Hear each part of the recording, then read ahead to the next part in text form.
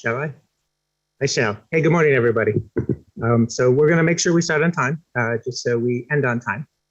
So just to orient everybody, my name's Demian Rose. So technically, the Bay Area Grand Round series started a couple weeks ago. I gave a brief introduction, but I also, because today I'm going to be speaking, I often try to orient folks to what the theme is for the year. And this year, we're actually keeping a theme that we did last year, and I'll tell you a little bit about why.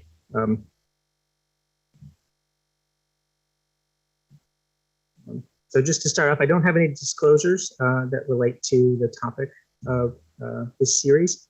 I've been the chair of the Bay Area Lecture Series, I guess, for 5 years or so, something like that now. I think chair is my title. I'm the guy who signs the paperwork.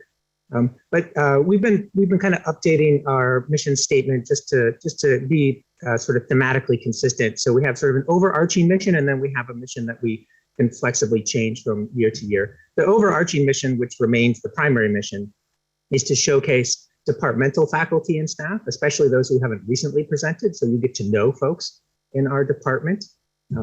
And then, as you noticed, I think from the last couple, another mission we have is to promote collaboration between our faculty and staff and people in the greater Bay Area. These are often folks who work with us in some other capacity, and we want to let the larger department know what's going on. For this year, we have a specific aim. We always have an annual specific aim. This is the same as last year. I thought it was an important theme, and I want to keep it something that we focus on. So we ask all of our speakers to try to comment on a lens of social environmental justice in whatever topic that they're talking about, right? To think about how intersectionality and structural issues influence our day-to-day care and even our day-to-day research. And more specifically, and this is in congruence with the larger UCSF Department of Psychiatry and Behavioral Sciences mission, is to speak specifically to racial justice and equity. We're in no way are we saying you need to be an expert in this area or you need to be sort of a nationally renowned speaker in this area to speak. We want people to stretch and to think about the system in which they work and how their individual world is affected by structural issues and issues of diversity, equity, and inclusion. So I wanted to start this talk really thinking back to when I was a trainee and what educators call the implicit curriculum. So the implicit curriculum is, or the hidden curriculum, sometimes people call it the hidden curriculum. It's the things you learn that are just kind of in the air and around you. Largely they're side comments that people make, and maybe you might say they're assumptions that are packed behind the comments they make. So people call this begging the question or assuming the answer. Right? A lot of times people would say something to me that assumed that something else was also true. And so, of course, I don't mean to say like I picked these up immediately or I was able to reflect on them. Kind of over years, I just started hearing things like this, and it made me wonder about, I'm going to talk about this, I'm going to call it a problematic frame through which psychiatry in specific, but I think the larger mental health care system often falls back on when we think about how to interact with patients and how to engage them in treatment. So I often heard, this one I've heard several times in some version of it. I'll say right out now that this is not true for everybody with schizophrenia. It's clearly demonstrable. But it was said to me that this was true many times. If only we could convince them. If only they had better insight, that word. If only they had better insight, everything would be fine. I also found out, because this is my area of expertise, everybody talked about mental illness symptoms like they could be underneath other symptoms, which I always found was an interesting, because there's no way to prove or disprove that. It's just a gut feeling. And so I think that's problematic from a cultural or a biasing sense. This is another one I think we often spend, I know clinicians spend a lot of time trying to just, minutes at a time, trying to convince you have a mental disorder. If it was an odd interaction to have with a patient. Well, my goal is to convince you that you have a disorder without really telling you what a disorder is. And then I'll link this to a previous talk I gave, and not being clear about the real problems with the way DSM defines disorder. So making some assumptions about disorder that weren't true. This is a more recent one. I think we're backtracking on the chemical imbalance hypothesis that was big when I was trained. This one struck me. Right? Like it's basically, maybe it's okay to lie a little bit if patients will take the medication. Again, this concept of maybe they don't have insight and maybe they need a story. I find that a little bit patronizing.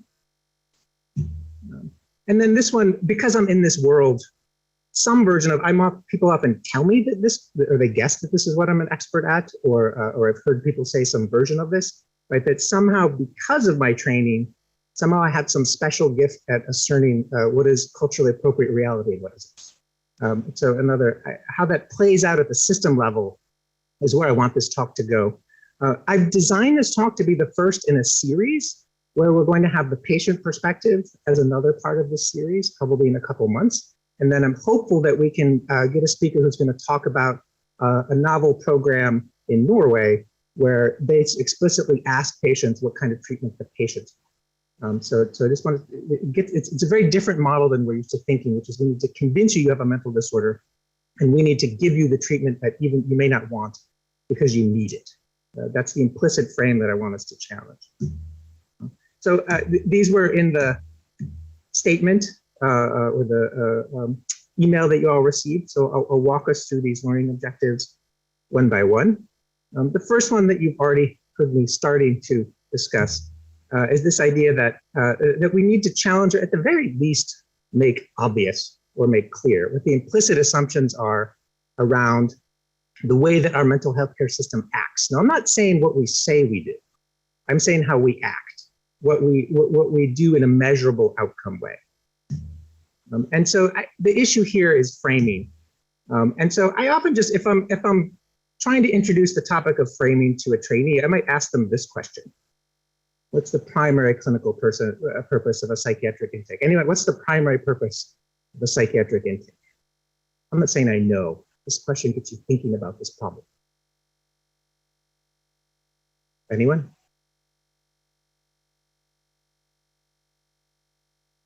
How to help the patient, thank you. Try to get to know the patient. Thank you. So I appreciate that, because I feel like sometimes when we think about it, we remind ourselves that that is, or maybe, or should be, I'm not saying it's the only purpose of one, but if you think about healthcare in general and serving the population, I would argue this should be one of the primary purposes of any psychiatrist, right? I worry that this is what it comes in practice. This is what we act as if the primary purpose of a psychiatric is, right? Kind of just some kind of screening. If you come to me, my job is to screen you for all potential syndromes and then identify if you have an underlying mental disorder. It's an interesting role. It's kind of like you're some kind of like healthcare detective or something, right? And if people come to you, you need to find out if these people coming to me have underlying psychopathology. This word underlying, I'm using it purposely. It comes up in DSM, it comes up everywhere. This idea that there are people with quote unquote normal problems that I might be able to find out if they have underlying psychopathology. And if they do, then they're in a category of mental illness, and I need to treat their normal problems now as abnormal problems. So it's a frame that cuts across medication treatment. And so and I think it leads to a lot of what I would call over-medication, which I think is easy to demonstrate. But I think this is the background frame that would support a role of screening for underlying psychopathology, if you believe that this was true. And I think this is a frame that those hidden curriculum quotes I gave you earlier, I think reinforces.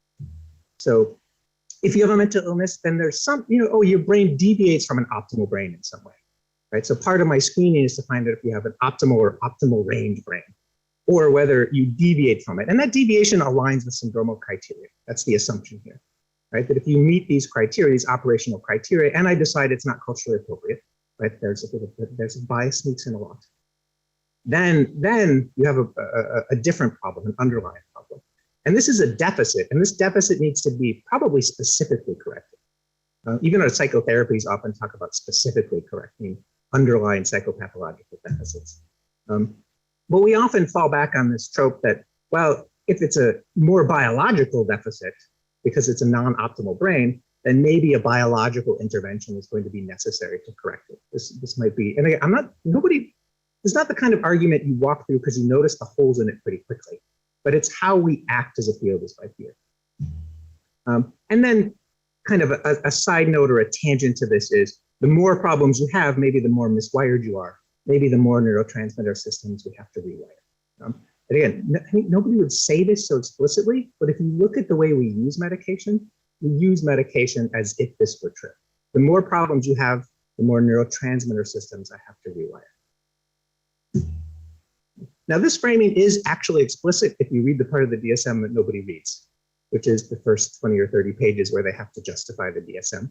And they sneak it in. I don't think people talk about this. I gave a whole talk on this a couple of years ago. If you want to find it in Grand Rounds.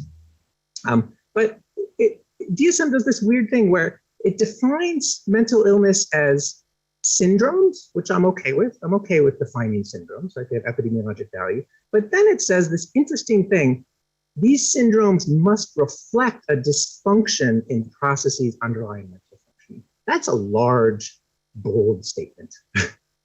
My question would be, how do I know? How do I know that this syndrome does or does not reflect underlying developmental or psychological or biological processes? And to frame it the other way, if I say it's not, how can I say it's not? How can I say your syndrome is not due to underlying processing problems? There's some, think about the power dynamics involved in that aspect of it too. Who gets to argue against a mental illness diagnosis? Who do we allow to say that's a normal problem? Right? Think about the structural issues inherent in that question as well. And then when you ask the question, well, how do you demonstrate that there's a dysfunction in underlying functioning? Basically, DSM just says, well, clinical training does it. Although if you've been through clinical training, I don't think anybody ever told me this. Nobody ever told me, oh, this is the way you reliably and in a valid way discriminate dysfunction that underlies behavior. It's a hope, it's a research hope. I would like to think that maybe we could get a handle on some of this. There probably are some consistent patterns of brain function that may lead consistently to certain problems. But it really breaks down at the social level if I'm making a distinction about what groups of people have underlying problems and need correcting, and what groups of people have normal problems and maybe don't need correcting. Maybe they need some kind of different, softer intervention. So this is why I called my talk from a couple of years ago. It's on YouTube if you want it. I think this is an invitation to injustice. And I don't say that lightly. I think this if you think about the way this would play out in a healthcare system, the principle of justice is equally applying healthcare in a consistent way to all populations. I think this leads to unequal application of who gets a diagnosis, who gets treatment, who gets over treatment. And so I think these are the questions that I would ask. If you say, well, why might it be unjust? I would just think about these, right? Which groups are more likely to be given the underlying mental illness distinction? There's data on this. I walked through it in some previous talks. Who needs medication to function? Just to give an example, I'm always struck by this idea that indigent populations at the general must need more medication than non-indigent populations in the private healthcare system. It cuts across all of the healthcare we provide in the community setting, and often it's even explicitly stated, right? Almost like we're thinking of medication in this weird way of correcting societal deficit, but we're doing it at the individual level, at the underlying mental health level. And then I mentioned this before, but it's not just who gets a label, but who has the power to reject a label also has a lot of structural elements. Just to give easy examples, so I've been involved on, for a long time now, I've been involved in committees where we have to assess, like say, I was a clerkship director, a student's bad behavior or a faculty member's bad behavior, and just try to assess it and have an intervention. One thing I was really struck by is when you do an investigation, you get tons of behavioral data on how these people act. Because you do an investigation, and yet everybody says you can't label that person with a psychiatric diagnosis. And like, well, we label people all the time with like 3 minutes of information. And you're telling me I have this book of information and I'm not allowed to say that this person meets syndromal criteria for a behavioral problem? Just think about the power dynamic inherent in that conversation. I'm not saying I want to give them a label. I'm struck by the discrepancy.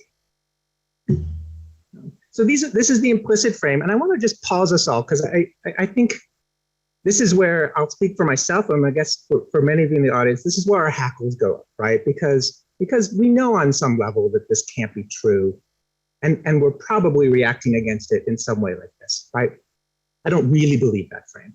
I agree with that. I don't really believe that frame either. And maybe even I reject that frame.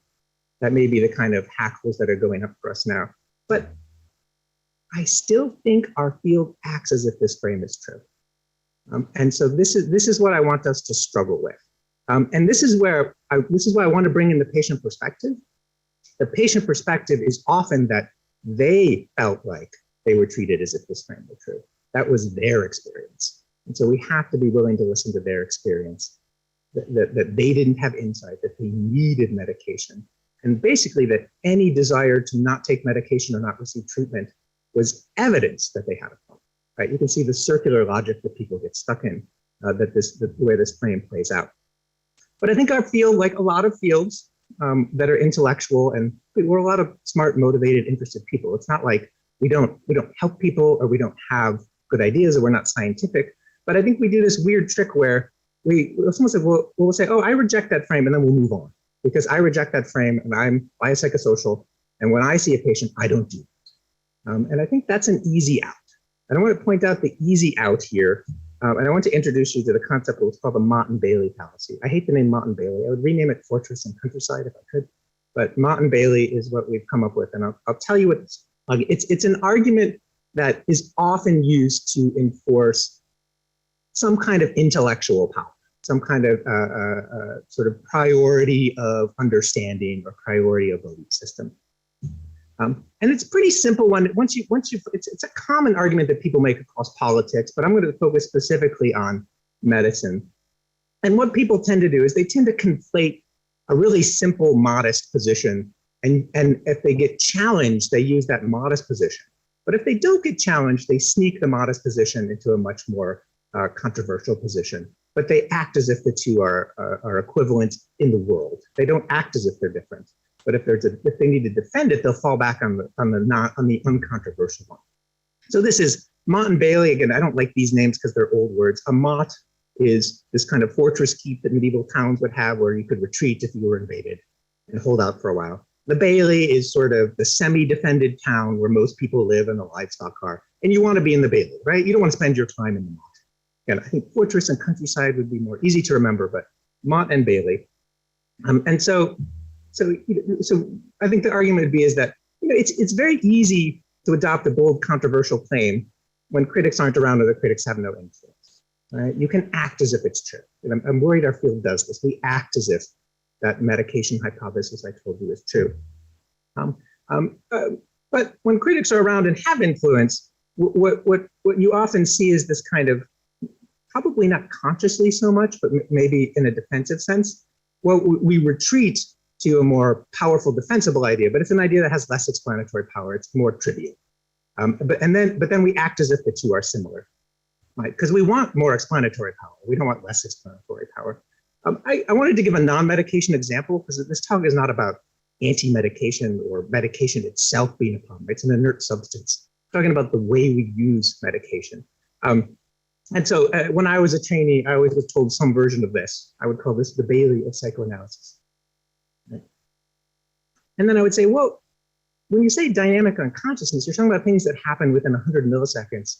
How much relational information can be carried by a neurotransmitter system in 100 milliseconds? Very little, right? So maybe you're talking about rote learning. You're not talking about a complicated intradynamic process. And that would be what I would want to argue. But the argument would almost always fall back on some version of, so you're saying that behavior is not driven by unconscious processes, right? That's the Mott, right? That is easy to defend. Very easy to defend that. And then you can say, well, because behavior is driven by unconscious processes, then my model of unconscious processing has a lot of explanatory power and should be used. We should use this model. So I want to give a non-medication example. This is not unique to arguments around medication, but I worry with medication that this is the kind of argument that we're falling into, right? So we act as if we're rewiring faulty networks in a specific way by targeting specific neurotransmitter systems in people with faulty wiring. Right? That's how, if you look at the way we use medication, there's an underlying mood component we need to treat. What are we saying? That mood is a metaphor for a particular neurotransmitter deficit that we need to correct and rewire, and then that person will be fine. But I often feel like it's kind of maddening sometimes, because sometimes if I try to bring this up, somebody says, well, don't you think serotonin is important? Well, of course I think serotonin, right? Of course, every neurotransmitter is important. That's not the point.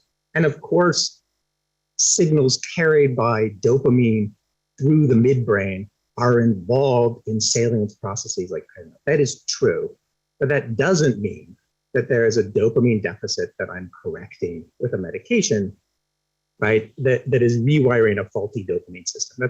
That is not demonstrable to my knowledge. But we act as if that's true in the way that we apply treatments. And so I wanted to give you a couple examples of, in the real world, where I think this assumption that we're rewiring faulty processes plays out in very easy to notice ways. And I'll give you examples from my experience. I'll give you examples from drug marketing, pharmaceutical marketing, and I'll give you examples from sort of the recent literature talking about clinical trials and failed clinical trials. But a long time ago, maybe 5 or 10 years ago, a local clinic just wanted me to do a chart. They wanted people to do a chart review. And it was a clinic that served a lot of people with psychosis, and I was a local psychosis expert. So they said, can you just do, this is a non-hypothesis driven chart review. So you set up a bunch of measurements you're going to do. You don't have many hypotheses, like how often do you get labs? How often do you prescribe? How often do they change doses? All these kinds of things. And I actually didn't know what I was going to find, but I found a lot of things that didn't surprise me. But I found one thing that really surprised me. And what I found was that, I guess this part didn't surprise me. Clinicians do regularly screen for agitated or irritable behavior. So we will often ask, if you've ever had agitated or irritable behavior in the past, we're going to screen for it at every visit. Right? Were you upset? Were you angry? Did you get in a fight with your mom? These kinds of things. But what struck me is pretty much, I'm going to say almost, but it was almost like 90th percentile, almost always, every incident that was elicited, anytime somebody told you they had an episode of agitated, irritable behavior, it was framed as a medication failure, almost without fail. And what that meant was they would document medication failure or treatment resistance, some version of that, usually treatment resistance, right, as opposed to medication failure. And then almost every time a dose was increased or a new medication was added. It was remarkable to me because I stopped and I said, well, let's just say we did this with adolescents. Let's just say all we did is we met every adolescent every 3 months and said, did you have any agitated or irritable behavior in the past 3 months? And if they did, we said that's evidence that you have an agitation problem in X system that we need to treat with X medication. And if you came back to me and said you had another incident, I said, that's an example that you're treatment resistant and that you need a different medication now. You can see the logic trap there. You can see how people get sucked into this assumption that they're correcting some faulty layering that's measured by this gross behavioral change. And then, of course, not surprising, rarely was medication reduced or removed. That would have been rare. Even though people would say the medication wasn't working, they wouldn't take it off, which is another. And there's this assumption that even if it's not working well, you still need it. And this word need, who needs medication? Think about the structural implications of that word need. Who needs medication? And then to me, it means like medication could never fail. It could only ever be not enough. So it got all the credit and none of the blame, right? That's sort of how the action worked in this system. I was stunned. I did not expect to find this. Like I said, there's a lot of stuff I expected to find that I found, but not this. In drug marketing, this is my favorite sort of game now. Is a every time a drug company says because they bind more receptors, they're better. So this is just an example. Apparently, Rexulti wants you to buy Rexulti because look, it binds 10 neurotransmitters, right? As if somehow that means it's better, right? It's just think of the implication here. The implication is that I do more rewiring. So if you need rewiring, here's the super rewiring, right? So this idea that some mental illness it doesn't, like we're even losing our supposed specificity at this level. And I'm sure that you've been involved in lots of medication discussions where somebody said, well, maybe we need to target the 5-HT1 receptor instead of 5-HT2 receptor. Right? It's some version of that. And this idea that if you have more problems, you need more rewiring. And then notice the little mop that they say. That is true. Serotonin, dopamine, and norepinephrine modulate each other's activity, but it's completely unrelated to whether Rexulti helps people. Right? It's a meaningless statement in this context. But it sounds sciencey. And then this one is maybe one of the more remarkable ones, because this is another one I didn't expect from the literature. There is a whole movement in clinical trials that wants to get rid of the placebo response. I find this interesting. And so if you read the argument for what they're saying, they're not making a terrible argument, right? Placebo does vary between populations. And it's an interesting question. Why do some populations have a high placebo response? Why do certain contexts have a higher placebo response? Remember, placebo doesn't mean no treatment. This is another, you say placebo means no treatment, you're falling into the frame. Placebo means non-specific supportive care. That's what it means. But this is a quote from an article. So placebo responses are a major obstacle to drug development, and they are increasing over time. I think it's a good thing, but apparently it's a bad thing for clinical trialists. It's a growing crisis, right? It's a growing crisis. And their solution in this article I thought was fascinating. So they created a tool to mitigate the placebo response. So the tool is, let me tell you why you might get a fake response, because I believe, what's the implication here? The implication is that it's a fake response and the medication is the real response. That's the implication here, right? If somebody with mental illness improves for reasons not due to medication, that might be a fake improvement. That might be an improvement we need to get rid of. It's problematic, right? Think of the underlying assumption here. What are you saying about the person who improves in a fake way? I find this patronizing. I'm going to slip into maybe even a little bit dehumanizing, right? I want you to get better no matter how you get better. Now, this is, of course, there's scientific questions. You can retreat to your moth and say, do placebo responses persist? That's an interesting question, but that's not what's being said here, right? What's being said here is that we need to get rid of it because it's not a medication response. So the frame is that you must need medication. We need to get rid of these pesky other treatment effects that are masking the medication effect, because that's the real effect. And so I'm going to just pause for my question here. Is there a more defensible Bailey? I see there are questions in the chat. I'm sorry, I'm not going to be able to manage questions in the chat right now, but I will save them for later. So I found this image of what looks like a more defensible Bailey, right? So you can have your livestock here, and it's still hard for somebody to intellectually challenge you in this Bailey. And I want to give you one that I'll come back to, because I think it works very well for informed consent, which is a word I'd like us to use instead of insight. Informed consent, because it's shared. Insight is this judgment you make on other people. But I think this is a claim that I think is defensible and has some explanatory power. So I'll walk through what I mean with this, but this has explanatory power and it's easy to demonstrate, and I'll give you some examples of what I mean.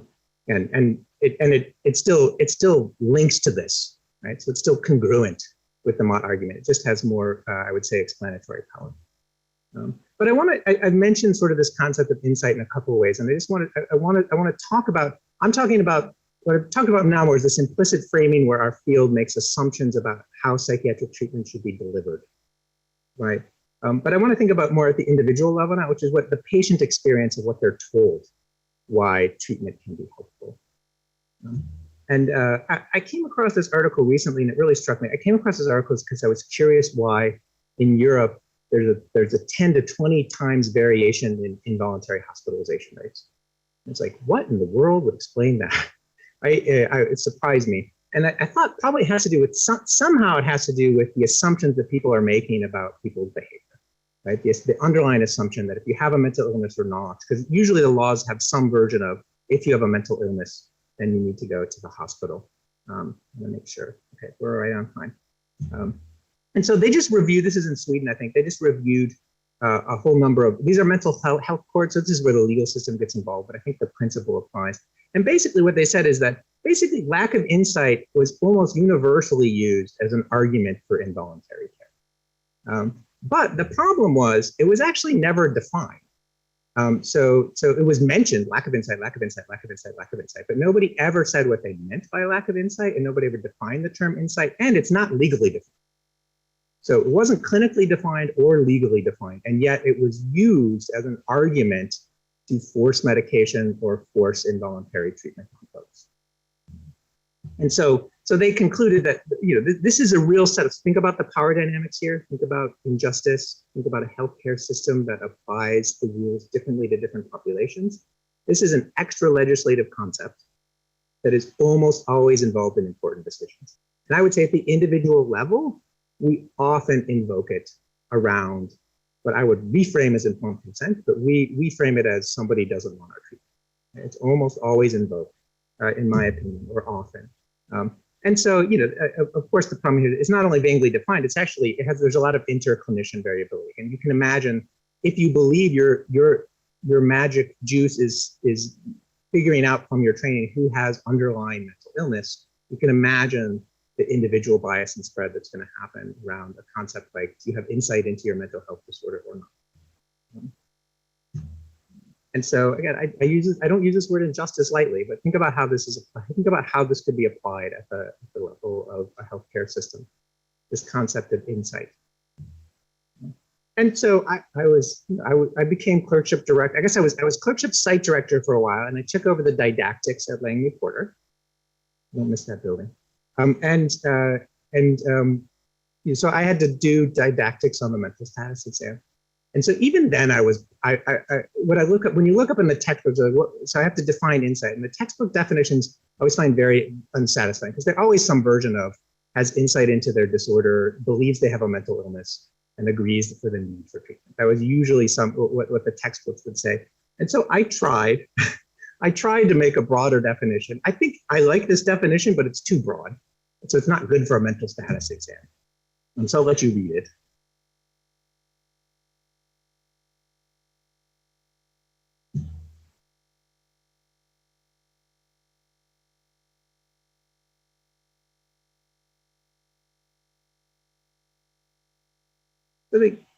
And then I put this disclaimer because I already noticed that this is what was happening. So I go out of my way to teach the med students this, but what I found is it didn't matter. It didn't matter because the med students kept writing some version of poor or good insight was indicated by poor or good agreement on diagnosis and medication recommendation. Just go into the chart and read like 10 or 20 random notes. I bet you'll find this in at least one or two of them. And I think it's because I'm not blaming the med students. The med students are doing what they think their supervisors want, right? They're picking up on the hidden curriculum because it's in their best interest to do so, right? They're of course good. If they hear this, if they overhear this, if they see it written in other notes, they're going to parrot that. So it didn't matter what the document said. They knew they were going to get. They knew that the supervisor was going to sit down with it. And I often thought I was probably the only supervisor who got mad at them.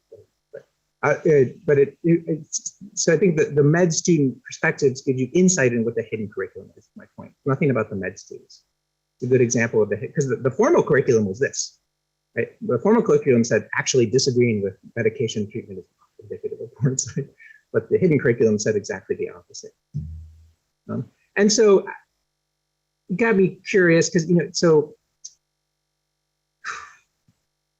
if you look in the literature, because I think it's true. I just want to point out that it's kind of tautologically true. It's true that patients with poor insight as measured by an insight scale are less likely to take their medication. That is a true statement. But if you look at the scale, they have to be, because the scale is, do you want to take medication, right? So of course, if I measure you as denying mental illness and denying need for treatment, then your chance of engaging in treatment is low. I haven't given you any new information, right? So it's a tautology.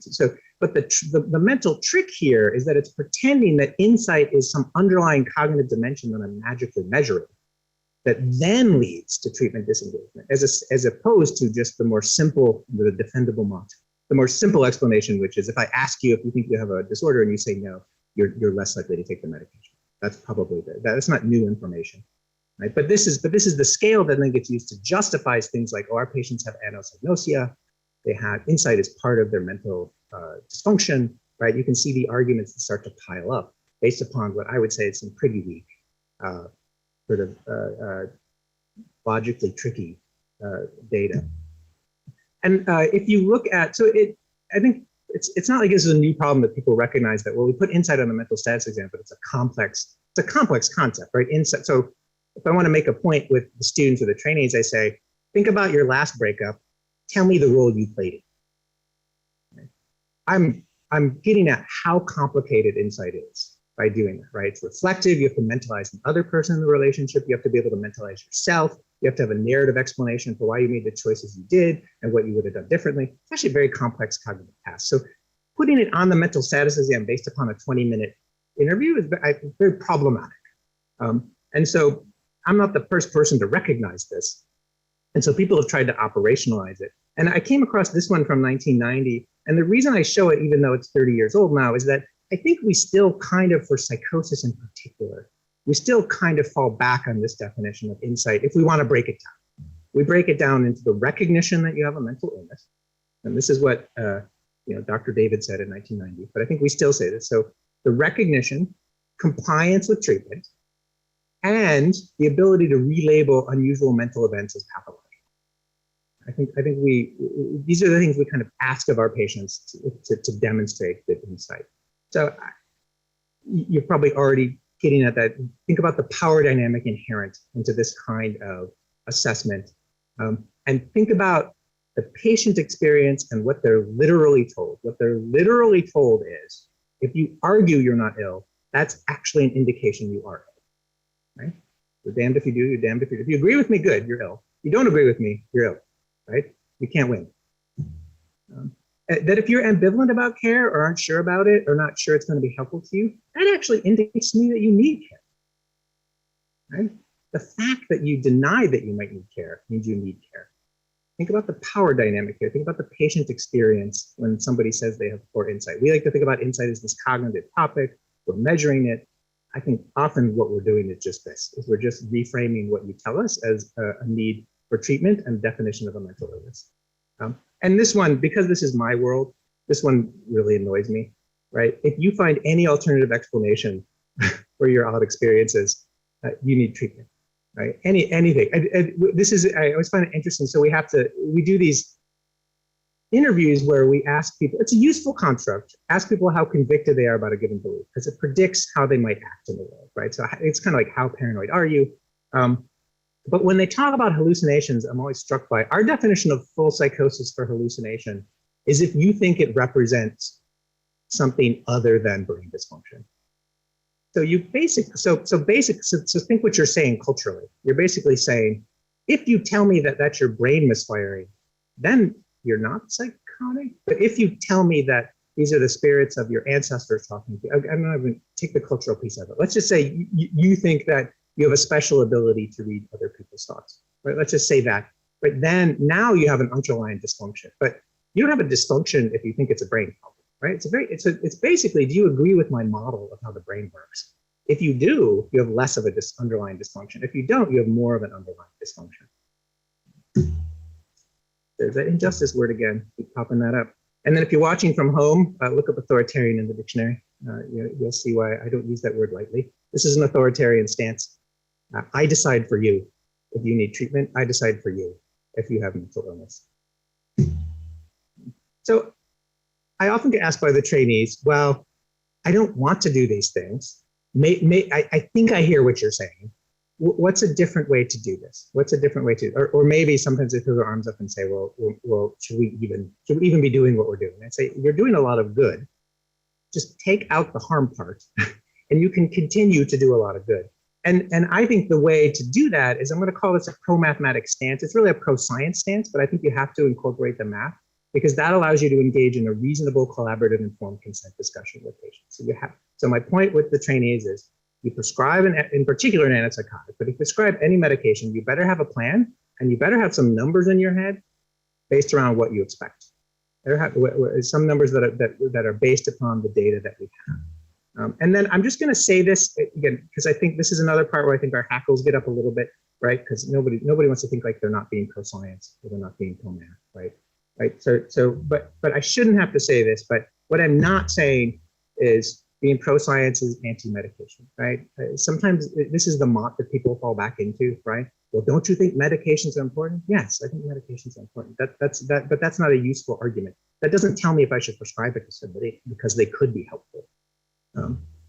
And so what I mean by pro-math is being pro-science means knowing the numbers.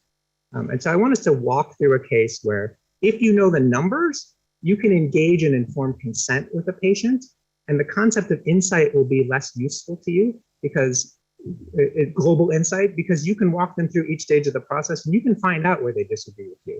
And you can mark that disagreement and have a conversation about that disagreement, as opposed to the disagreement being, you don't agree you have a mental disorder, or you don't agree with the quote unquote need for medication.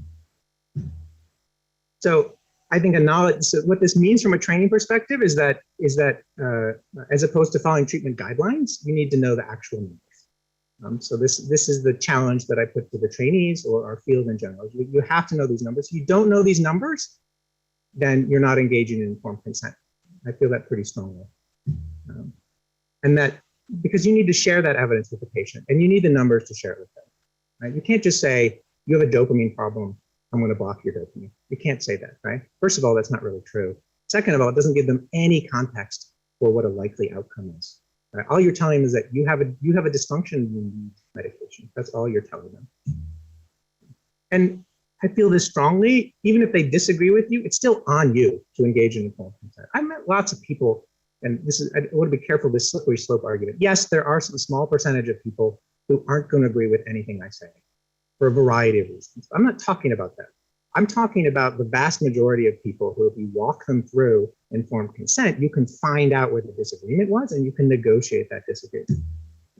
And because I often get this is a little bit of pushback, if you feel like you don't have time to discuss informed consent, then you should not prescribe a medication. I feel this strongly, right? So this idea that, well, I'm going to throw the medication out into the world and hope that it helps before you come back to me, very problematic. What's the message to the patient, right? Very problematic. And so I'm going to walk us through a case. So we're going to get a little bit more interactive now. So I know that you've been forced to listen to me talk, so hopefully we'll shift some attention. But I'll just give you a typical case, right? I'll let you read about AG. This would be a typical person I might see in the early psychosis clinic.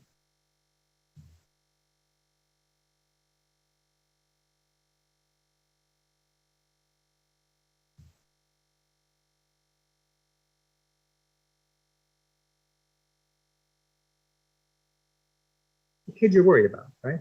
I'm old enough to say 22 as a kid. Kid you're worried about. And a kid who hasn't been doing well for a while. Right? So nobody's saying there's not a problem. Right? So syndromal criteria will be useful because they will give you some information on how you could help this person. Right? He wants to live on his own. He recognizes that he's having a hard time living on his own. So just a question. Again, this is not a trick question. Would you recommend a dopamine blocking medication to this person? Why or why not?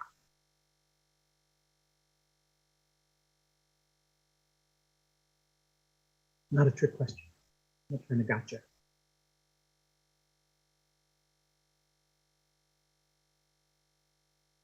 Okay, what more information would you want?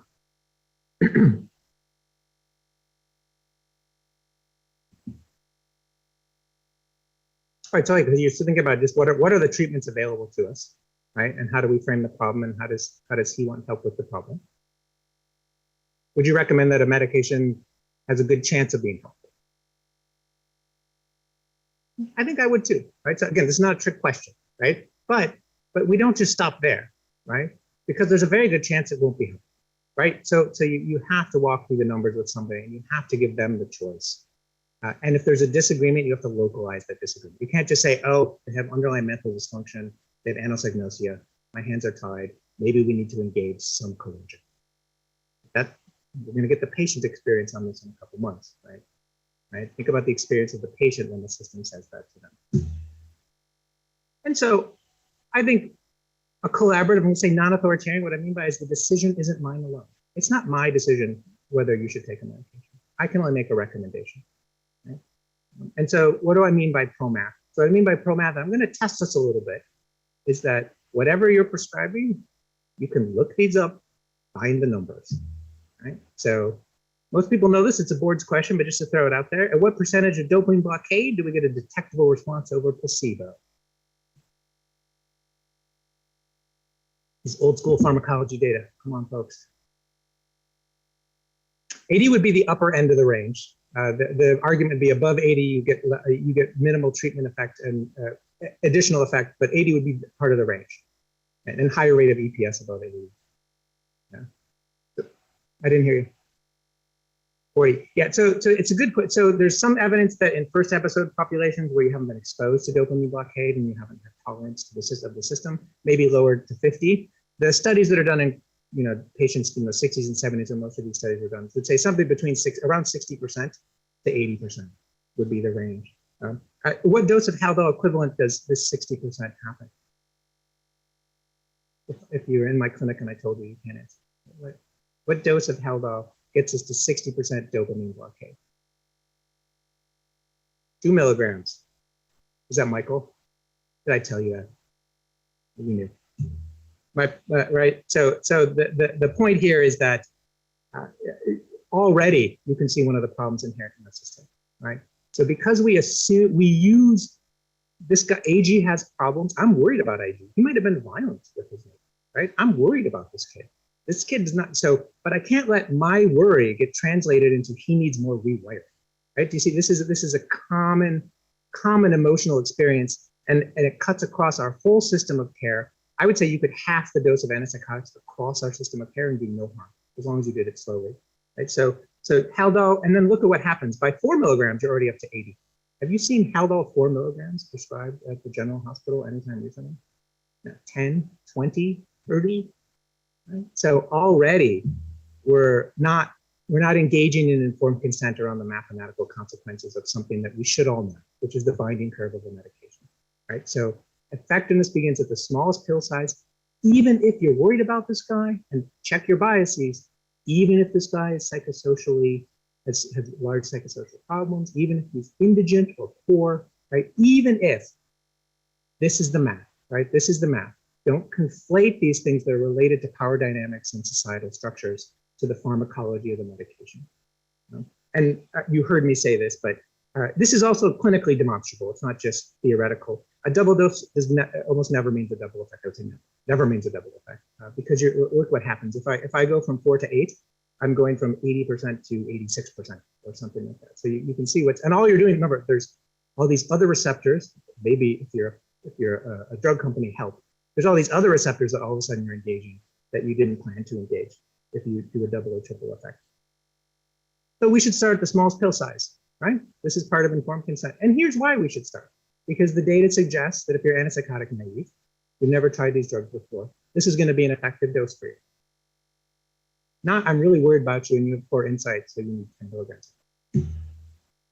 What's the main measure of clinical improvement in schizophrenia trials, and what's an average entry score into a schizophrenia trial?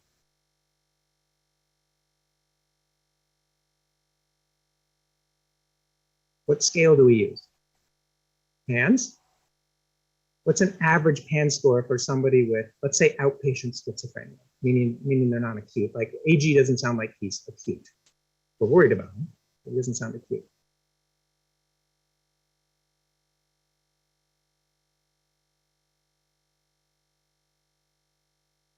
What does the scale go from? What to what? Or this is the best data available. This is why I'm pushing us, right? If we're to engage in informed consent, we have to know the numbers, and patients understand the numbers. I've met very few patients who didn't understand the numbers. 70 or 80 would be probably a moderate, probably largely stable. AG might be pushing 80 or 90, but it would still be in the outpatient range. So just so you see it, the PANS measures a variety of symptoms. So it's a global measure of problems, right? It's not a specific measure. It's a point I made. It's a global measure of problems. It has 30 questions, and they range from 1 to 7. So it's this weird, it's not a very intuitive scale because it doesn't go up to 100 or 10 or something like that. So yeah, it goes from 30 to 210. So it's kind of this weird range of numbers. For people with schizophrenia, you tend to hang around 80. If you're higher, you tend to be closer to the inpatient population. If you're lower, you tend to be closer to the outpatient population. And most clinical trials now are done in the outpatient population. So most people in a clinical trial probably start around 80, maybe 90. Because usually you have an incentive to enroll people with moderate symptoms, not mild symptoms, because the treatment effect might be smaller with milder symptoms. So you can tell people this. You can tell them.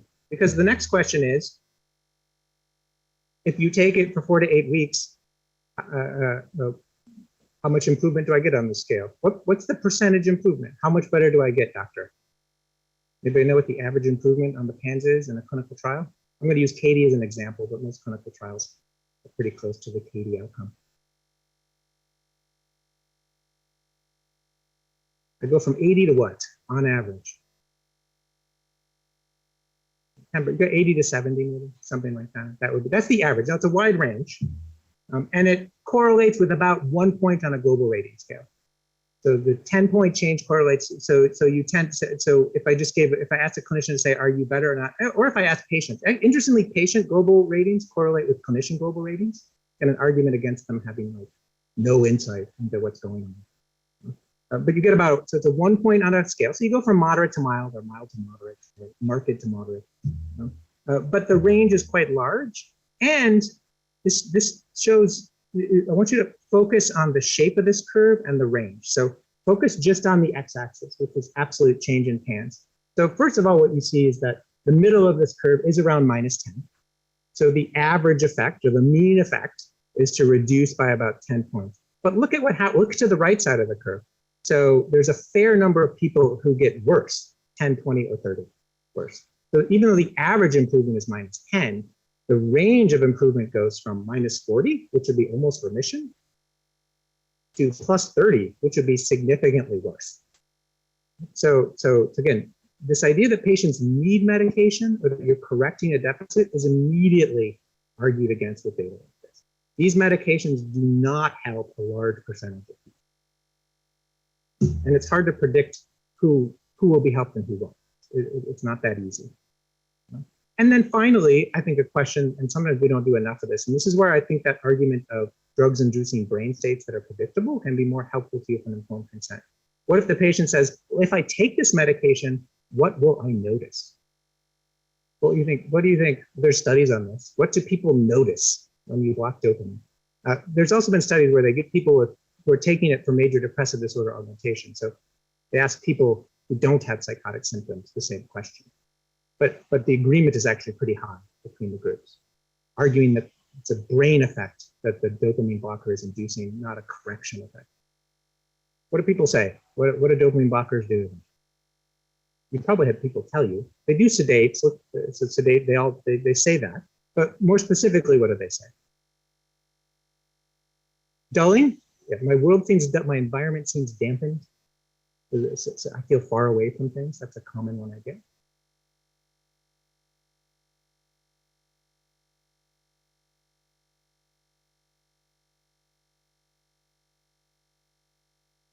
To make it painful and wait for one more. I know people have told you an experience when they're on a psychotic medication.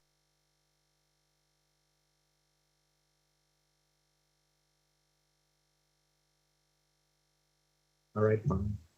This is what if you survey people, these are the most, there's a large, the scale is large. So the questions they ask people go over a lot of different things. This is typically what they say. And I just want you to think about that could be good or that could be bad based upon the context. But this is reliably what most people will say. And you get agreement between people with psychotic symptoms and not from people without psychotic symptoms. So the drug seems to be non-specifically inducing this state. And you can imagine that here's an area that might actually improve. So somebody, if you wanted to dampen an environment, that probably wouldn't be a good thing in somebody who already feels dampened, but it'd probably be a good thing for somebody who's in a hypersalient, hypervigilant state. That would probably be therapeutic, dampen their experience of the environment.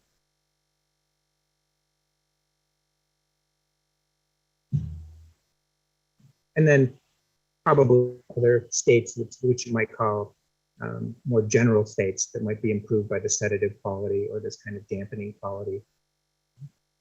But you can see how, if there's no specific effect, any given person with psychosis might not like having less emotional intensity. Feeling less creative, people tell me that a lot. Because I don't screen for that. I say, do you feel less creative? So it's spontaneously described to me. It's very common for people to say that these medications make them feel less creative.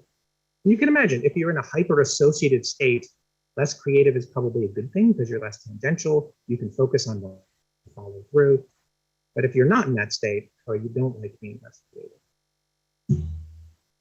And so this is, I just wanted to give a statement. So that when I talk to populations where consumers or family members are in the audience, this is what I tell them, because I think this is an informed consent process that if people disagree with you, you can localize where the disagreement was.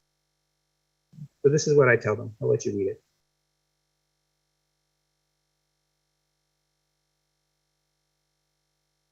These are pretty consistent. I'd like to be proven wrong. I'd like to think that 25% of the time, people getting no appreciable benefit is not true, but that does seem to hold up pretty well across studies. So in no way does everybody need a medication. Right? In fact, it's demonstrably false to say that everybody with an underlying mental illness that we call schizophrenia needs a dopamine blocking medication. It's a false statement.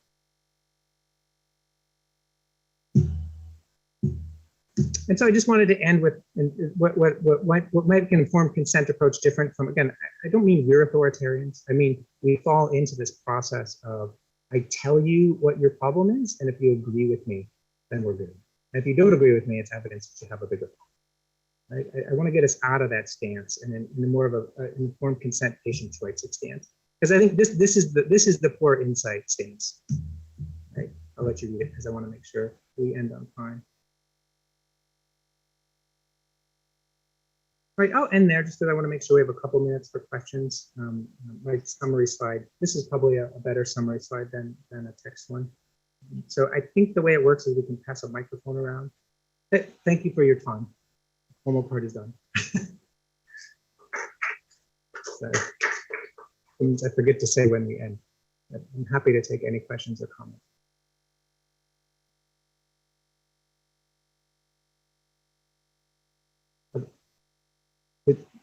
No questions? Yeah, Matt.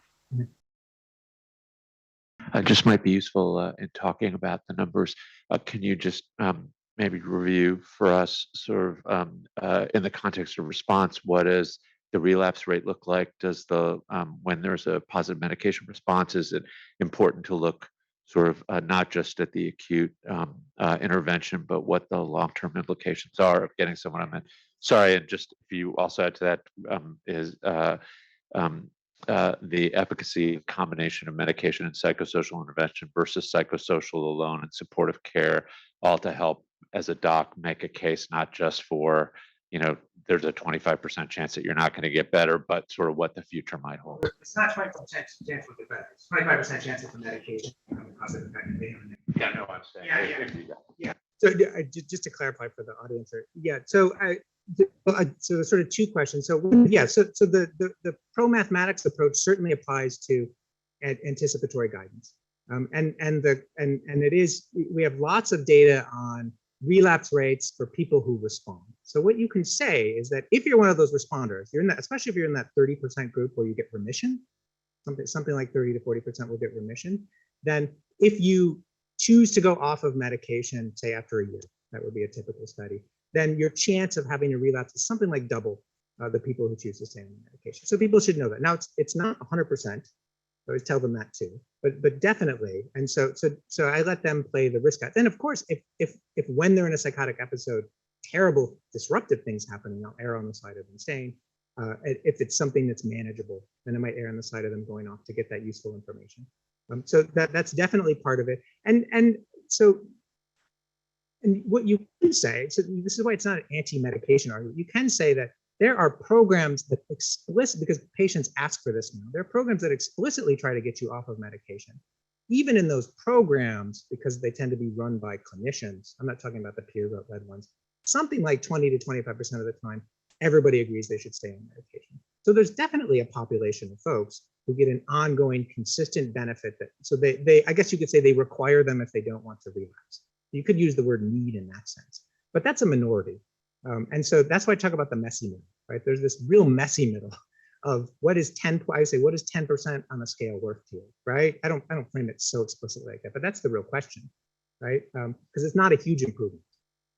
And then that's poorly, when you say, you mean adding a different drug? Oh, yeah, so it's so, I'll tell you my frustration with our field is that this is starting to happen now, but because antipsychotics became prescribed, this frame took off in the 60s like wildfire. And so, and this is before there were a lot of placebo-controlled trials. So what you see is that it's very difficult to find a population of people with schizophrenia who have not been exposed to years of antipsychotics. It's a real problem in the field. What you can say is that, so the problem with that is that you don't have a placebo-controlled first episode trial. So what you don't have is what is the effectiveness of psychosocial intervention if you chose it instead of medication. Now there was one non-inferiority trial that just happened that showed that they were equivalent in the first 6 months or something. So that's a start. And there are some bigger studies being done, but it's a real missing piece in the field is that and this frame is so powerful. Just a side note, I wanted to do a placebo-controlled trial here, and our UCSF review board said no, because their interpretation of the data was that you would do harm to people with first episode schizophrenia if you didn't, which I thought was tautological because there's no placebo-controlled trials in first episode schizophrenia. But anyways, they didn't want to look bad. They didn't want to look bad if there was a bad outcome. So that's my answer. Is we're not sure. We're not sure that answer. People are just starting to answer it. And the studies we have of like 10 or 20-year outcomes are completely confounded by all the people who didn't want to take medication are no longer in the system. We have no way of tracking them. And all we know is of the people who take medications for decades, of the differences between them, we can say. We can't say anything about does taking medication for decades, is that better for you not taking medication for decades? We can't answer that question. Yeah. Sorry, I know it's time to go. Thanks all. I'm happy to stick around for a few minutes. Thanks again.